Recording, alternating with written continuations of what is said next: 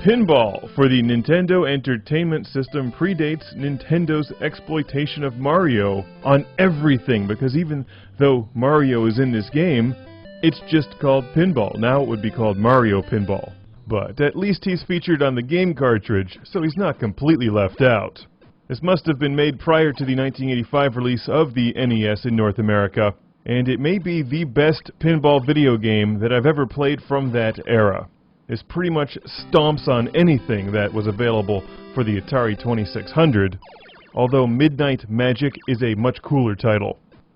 There's one table and two modes of gameplay, slow and fast. The thing is, it just works really well. You can actually aim your shots, even though you can't apply pressure to the flippers like you sort of can in real pinball. After spending time with this, it feels like you're playing a real pinball game, as much as it can on an old-school 8-bit video game console. It's a split-level pinball machine like Solar Fire, for example, which means that if you can just keep the ball on the top level, you can rack up crazy points and not worry about losing it. But most of the really cool things take place on the bottom level.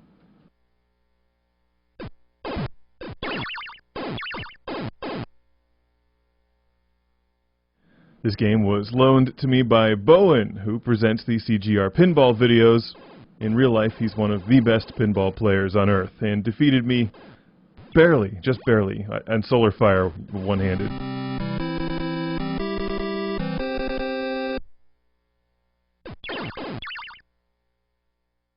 Fortunately, Pinball for the NES has a two-player mode, so I can challenge Bowen to video game pinball and see if his skills apply. Although, wait, he was disqualified from that Solar Fire game, wasn't he?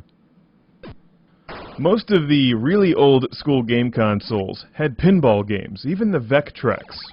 And most of them played on one screen, so it didn't have a split-level playing field, and had a few pinball-like things, such as bumpers and targets to hit. And that's about it. Nintendo Pinball, on the other hand, has a lot of things to do. And that's what makes the game really fun. I could easily go back and play this one again and again and again. The key that I found to getting a big score in this game is just to keep the ball going through that 1,000-point slot at the top, if you can get it up there. That's kind of tricky to do, and once the ball is in the lower screen, you want to shoot it up into the top right to start the Mario minigame, which then moves you up to the top level, which I haven't had much luck in doing this game. I'm playing this on the faster speed, and as you can see, the game is quite responsive, given its age.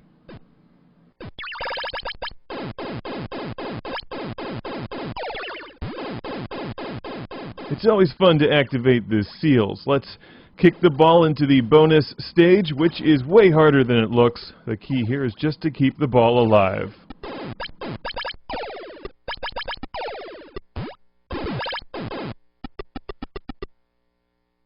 Which I failed to do there, but at least it kicks the ball out onto the top playing field.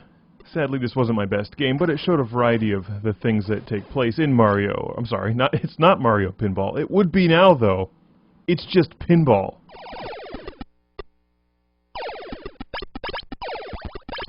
If you can pull off your breakout bingo stunts, you can drop the princess or girlfriend or whoever that is out of her confinement, except I missed her. Sorry. I'm here to play pinball, not save damsels in distress. It's Pinball for the Nintendo Entertainment System. Highly recommended, and really cheap and easy to find. Worthy of a re-release if you ask me.